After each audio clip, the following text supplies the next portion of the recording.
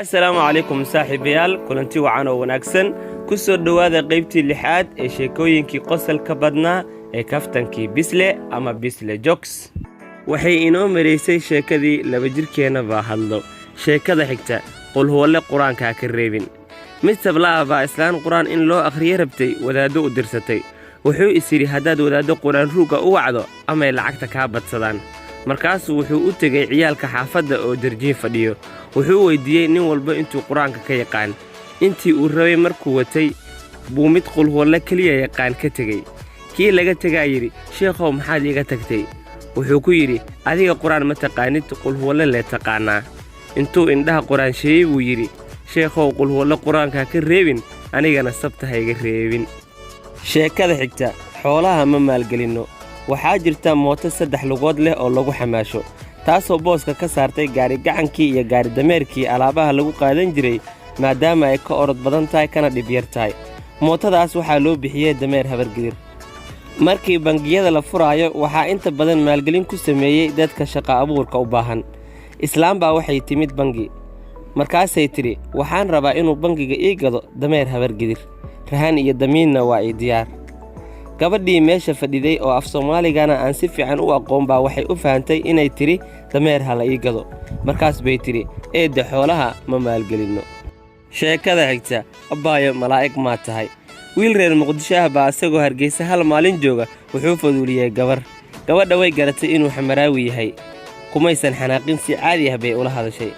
kaftan kadib wuxuu yiri abaayo intee degan tahay Hargeysa waxa ku taala xaafad daruuraha la dhaho waxay tiri walaal daruuraha baan galaa ayadoo ula jeeda waxaan deganahay xaafadda daruuraha intuu yaabay buu yiri abbaay malaa'ig ma tahay sheekada xigta maan raadiyahayga caano siisto islaan maseersan oo cunug yar caano u qasaysa gacanna bateri ku haysata baa waxa u timid islaan kaloo dariska ah waxay ku tiri naahiblaaye ninkii baa naa kula aroosay baan maqleen maxaa ka jiro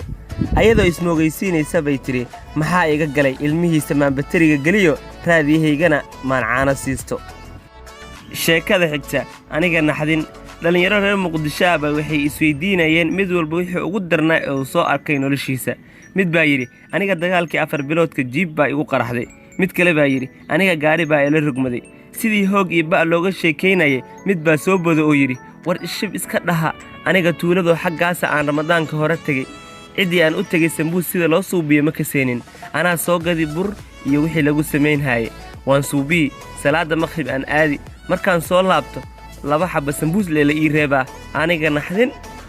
sheekada xigta anigaba waan ku raadinayay islaam baa wiil isxambaar Ameerika ku geysay waxay ku heshiiyeen lacag dhowr kun oo dollar inuu siiyo markuu shaqaysto wiilkii islaantii muddo isma arag waa dambe bay heshay intay kuleetiga ku dhagtay bay tiri waan daalay sidaan ku raadinayay lacagtiisii asagana wuxuu yiri anigaba waan ku raadinayay meesha waan ku wareeray lacagtaydiisii oo meeshaad iga soo waday ii celi sheekada xigta hanagu soo bixin saaxiib mid mooryaan ah baa hurdo ka soo kacay asagoo xaraaradaysan lacag uu jaad ku gatana aan haysan markuu waxyar socday buu wuxuu arkay ciyaalka xaafadda oo meel ku qayilayaan wuxuu isiri intaad ciyaal maamooshinkan u sheekayso rubacaada laamo uga qaado